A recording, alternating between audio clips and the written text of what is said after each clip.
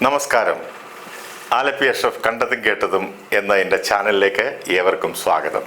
മറ്റൊരാളുടെ ജീവിതവുമായി നമ്മുടെ ജീവിതത്തെ ഒരിക്കലും താരതമ്യം ചെയ്യരുത്. കാരണം അയാൾ ജീവിക്കുന്നത് അയാളുടെ ജീവിതമാണ്, നമ്മൾ ജീവിക്കുന്നത് നമ്മുടെ ജീവിതവും. ഒന്നും നമ്മളെ തേടി വരുന്നതല്ല, പലതും ചങ്കുറപ്പ് കൊണ്ട് നേടിയെടുക്കേണ്ടതാണ്. നമ്മുടെ മുൻപിൽ വരുന്നതൊന്നും നമ്മുടെ തടസ്സങ്ങളല്ല, അവ മുൻപിൽ വരുമ്പോൾ നമ്മുടെ ഉള്ളിൽ വരുന്ന ചിന്തകളാണ് തടസ്സം. തന്നെ കല്ലെറിഞ്ഞവരെ കൊണ്ട് തന്നെ കൈയടിപ്പിച്ച ധീരയായ അഭിനേത്രി ശ്വേതാ മേനോൻ. അവർ പിന്നിട്ട വഴികൾ വളരെ വ്യത്യസ്തത നിറഞ്ഞതും വെല്ലുവിളികൾ നേരിട്ടതുമായിരുന്നു. അവരുടെ അത്തരം വിചിത്രമായ അനുഭവങ്ങളിലേക്ക് നമുക്കൊന്ന് കണ്ണോടിക്കാം.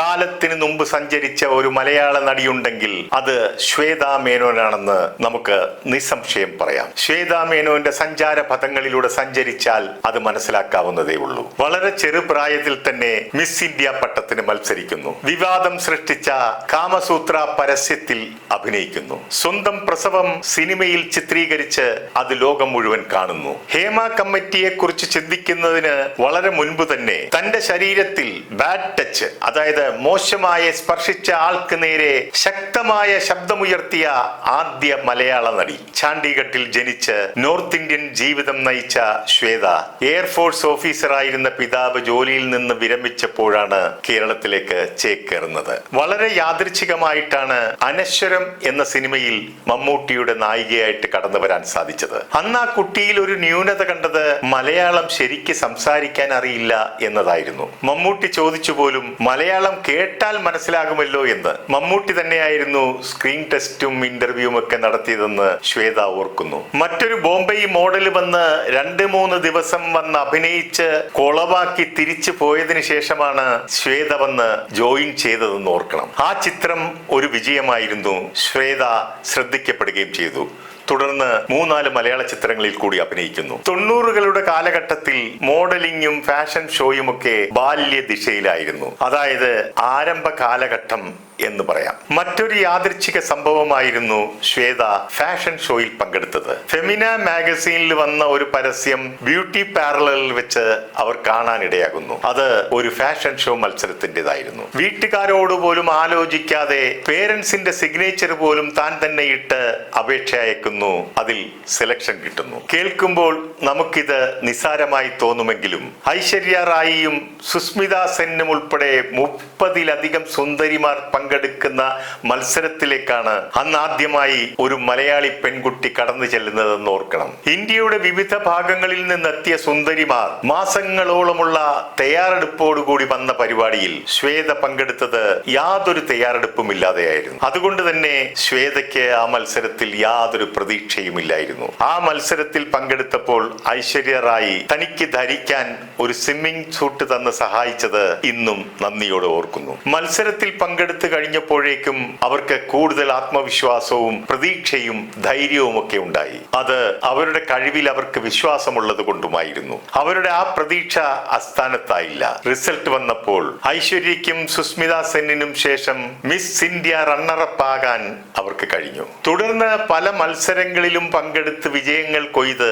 ഒരു സൂപ്പർ മോഡലായി അവർ മാറുകയും ചെയ്തു. പിന്നീട് പരസ്യ ചിത്രങ്ങളുടെ ഒരു പരമ്പര തന്നെ അവരെ തേടിയെത്തി. അതിൽ ഏറ്റവും കൂടുതൽ വിവാദം സൃഷ്ടിച്ചതും കല്ലേറ് കൊണ്ടതും ഇന്റർനാഷണൽ ബ്രാൻഡായ കാമസൂത്രയുടെ പരസ്യ ചിത്രത്തിൽ അഭിനയിച്ചപ്പോഴാണ്. ഇതൊരു ഗർഭനിരോധന ഉറയാണ്. അവരതിൽ പറയുന്ന വാചകം സുരക്ഷിതമായി ലൈംഗിക ബന്ധത്തിൽ ഏർപ്പെടുക എന്നതാണ്. ഈ ഒരു നല്ല സന്ദേശം മലയാളികളിൽ പലർക്കും ഉൾക്കൊള്ളാനായില്ല. അതൊരു പക്ഷേ മലയാളി പെൺകുട്ടിയായ ശ്വേതാ മേനോൻ പറഞ്ഞതുകൊണ്ടുമാകാം. ഈ പരസ്യ ചിത്രം ചെയ്തുകൊണ്ടിരിക്കുന്ന സമയത്ത് തന്റെ വീട്ടിൽ അച്ഛന്റെ അടുക്കലേക്ക് ചില പത്രക്കാരും നാട്ടുകാരും ചെന്ന് ചോദിക്കുകയുണ്ടായി, കേരളീയ സംസ്കാരത്തിന് യോജിച്ചതാണോ മകളുടെ ഈ പ്രവൃത്തിയെന്ന്. അതിന് അച്ഛൻ പറഞ്ഞ മറുപടി ഇപ്രകാരമാണ്: അവൾ അതിൽ പറഞ്ഞത് ലൈംഗിക സുരക്ഷയെക്കുറിച്ചാണ്. അതൊരു നല്ല കാര്യമല്ലേ? മാത്രമല്ല അവൾ ഒരു മോഡലാണ്. അഭിനയിക്കുക എന്നത് അവളുടെ തൊഴിലുമാണ്. ശ്വേത പറയുന്നു, തന്റെ തന്റെ പിതാവിനെ ഓർത്ത് അഭിമാനിച്ച നിമിഷമായിരുന്നു അതെന്ന്. അതോടൊപ്പം ശ്വേത പറയുന്നു,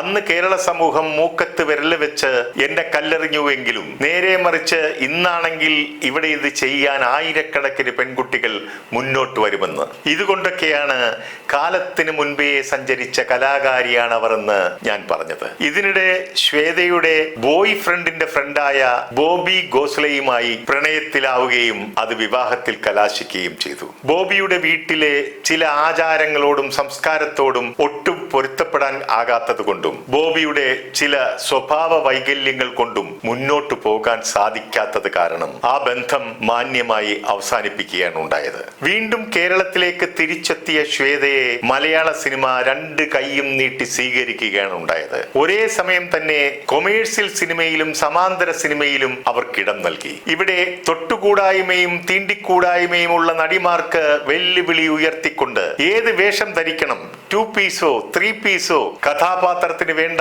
ഏത് വേഷം ധരിക്കാനും ഇഴുകിച്ചേർന്ന് അഭിനയിക്കുവാനും അവർക്ക് യാതൊരു മടിയും ഉണ്ടായിരുന്നില്ല. ഏത് കഥാപാത്രമാണെങ്കിലും അത് വളരെ ആസ്വദിച്ചാണ് ഞാൻ ചെയ്യുന്നതെന്നാണ് അവർ പറയുന്നത്. മറ്റുള്ളവർ എന്ത് പറയുന്നു എന്ന് നോക്കി നമ്മൾ അഭിനയം എന്ന തൊഴിൽ ചെയ്യാൻ പറ്റുമോ? മറ്റുള്ളവർ പറയുന്ന പരിഹാസങ്ങൾക്കും ചെവി കൊടുക്കാറുമില്ല. രതി നിർവേദം എന്ന സിനിമ മലയാളത്തിൽ രണ്ടാമത് നിർമ്മിച്ചപ്പോൾ അതിൽ രതിച്ചേച്ചിയായിട്ട് കാണാൻ പറ്റിയ ഒരേ ഒരു നടിയെ മലയാളത്തിൽ ഉണ്ടായിരുന്നുള്ളൂ.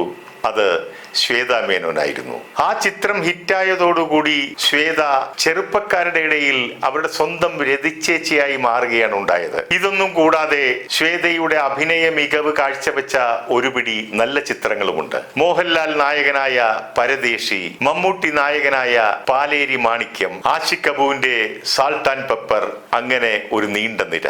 ഇതിൽ സാൾട്ട് ആൻഡ് പെപ്പർ എന്ന സിനിമയിലെ അഭിനയത്തിന് ശ്വേതയ്ക്ക് സംസ്ഥാനത്തിലെ ഏറ്റവും നല്ല നടിക്കുള്ള അവാർഡ് ലഭിച്ചു. ചരിത്ര താളുകളിൽ ഇടം പിടിച്ച് ജനശ്രദ്ധ നേടുകയും വിവാദങ്ങൾ ഉണ്ടാവുകയും വിമർശനങ്ങൾ നേരിടുകയും ചെയ്ത ചിത്രമാണ് കളിമണ്ണ്.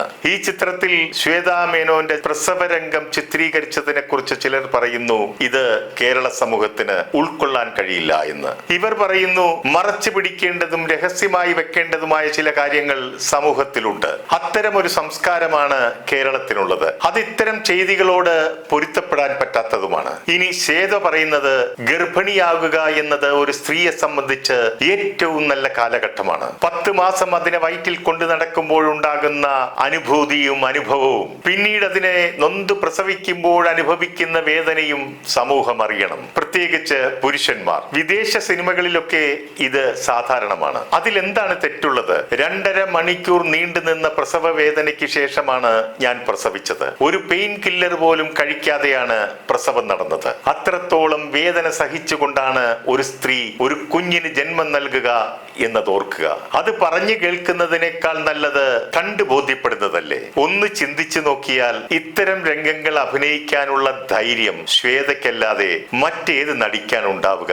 അതിലും അവർ അഭിനയിക്കുകയല്ലായിരുന്നു, അതിലൂടെ ജീവിക്കുകയായിരുന്നു. മലയാളത്തിലെ പല നടിമാർക്കും സാധിക്കാത്ത ഒരു സ്വപ്നമാണ് ഹിന്ദി സിനിമ. ശ്വേതാ മേനോൻ വലിയ താരമൂല്യമുള്ള ഹിന്ദി ചിത്രങ്ങളിലും അഭിനയിച്ചിട്ടുണ്ട്. അമീർ ഖാനും അജയ് ദേവ്ഗണ്ണിനോടൊപ്പവും ഇഷ്ക് എന്ന ചിത്രത്തിലും സൽമാൻ ഖാന്റെ കൂടെ ബന്ധൻ എന്ന ചിത്രവും അതിൽ ചിലത് മാത്രമാണ്. അതുകൂടാതെ ടെലിവിഷൻ ഷോകളിലെ അവതാരകയായും ജഡ്ജായും ബിഗ് ബോസ് ഷോയിലെ ഏറ്റവും വിലപിടിപ്പുള്ള കണ്ടസ്റ്റന്റായി പങ്കെടുത്തിട്ടുള്ളതും നാം കണ്ടിട്ടുള്ളതല്ലേ? വർഷങ്ങൾക്ക് മുമ്പ് കൊല്ലത്ത് നടന്ന ഒരു പൊതുപരിപാടിയിൽ ശ്വേത പങ്കെടുക്കുന്നു. അതിൽ ധാരാളം പൗരപ്രമുഖരുമുണ്ടായിരുന്നു. അവിടെ വെച്ച് കോൺഗ്രസ് MP ആയിരുന്ന പീതാംബരക്കുറുപ്പിന് മേൽ അവരൊരു ആരോപണം ഉന്നയിച്ചു. ആൾക്കൂട്ടത്തിനിടയിൽ വെച്ച് അവരുടെ ശരീരത്തിന്റെ പിൻഭാഗത്ത് സ്പർശിച്ചു എന്നായിരുന്നു ആ ആരോപണം. ഈ സംഭവം മീഡിയക്കാർ ഏറ്റെടുത്ത് വലിയ ആഘോഷമാക്കി. ദിവസങ്ങളോളം നീണ്ടുനിന്ന ചാനൽ ചർച്ചകൾ ഇതിന്റെ പേരിൽ അരങ്ങേറി. അവർ പോലീസിൽ പരാതിപ്പെട്ടു. ഇതിനും 2 പക്ഷമുണ്ടായിരുന്നു. അവസാനം പീതാംബരക്കുറുപ്പ് ക്ഷമ പറഞ്ഞതോടുകൂടി പ്രശ്നം പരിഹരിക്കുകയും ചെയ്തു. അതായിരുന്നു ഞാൻ നേരത്തെ പറഞ്ഞത്. ഹേമ കമ്മിറ്റിക്ക് മുൻപ് ശബ്ദമുയർത്തിയതായിരുന്നു ഈ ശ്വേത കമ്മിറ്റി. പിന്നീട് പ്രശസ്തവും അപ്രശസ്തവുമായ എത്രയെത്ര സംഭവ വികാസങ്ങൾക്ക് ശ്വേത തിരികൊളുത്തി. ചുരുക്കി പറഞ്ഞാൽ വിവാദങ്ങളുടെ കളിത്തോഴി എന്നവരെ വിശേഷിപ്പിക്കാം. ശ്വേത ഇന്ന് നല്ലൊരു കുടുംബിനിയാണ്, നല്ലൊരു ഭാര്യയും അമ്മയുമാണ്. മഹാകവി വള്ളത്തോൾ കുടുംബത്തിന്റെ ഇളം തലമുറക്കാരനായ ശ്രീവത്സൻ മേനോനാണ് ശ്വേതയുടെ ഭർത്താവ്. ശ്വേതയ്ക്കും കവി ONV കുറുപ്പിന്റെ കുടുംബവുമായി അടുത്ത ബന്ധമുണ്ട്. കവിത പോലെ മനോഹരമായ സന്തോഷം നിറഞ്ഞ അവരുടെ ജീവിതത്തിന് കിട്ടിയ ഒരു നിധിയാണ് മകൾ സബൈന. ഇനി വിവാദങ്ങളിൽ നിന്നൊക്കെ അകന്നു നിന്ന് നല്ല ചിത്രങ്ങളിലൊക്കെ അഭിനയിച്ച് ജീവിതം കൂടുതൽ സന്തോഷകരമായി മുന്നോട്ടു പോകട്ടെ എന്ന് ആശംസിക്കുന്നു. പെണ്ണിനെയും പ്രകൃതിയെയും നോവിക്കരുത്. ക്ഷമ നശിച്ചാൽ രണ്ടിനെയും നിയന്ത്രിക്കാൻ കഴിഞ്ഞെന്ന് വരില്ല. ജനിച്ചു വീണത് പെണ്ണിലൂടെയും മരിച്ചു വീഴേണ്ടത് മണ്ണിലുമാണെന്ന് ഓർക്കുക. നിർത്തുന്നു. നന്ദി, നമസ്കാരം.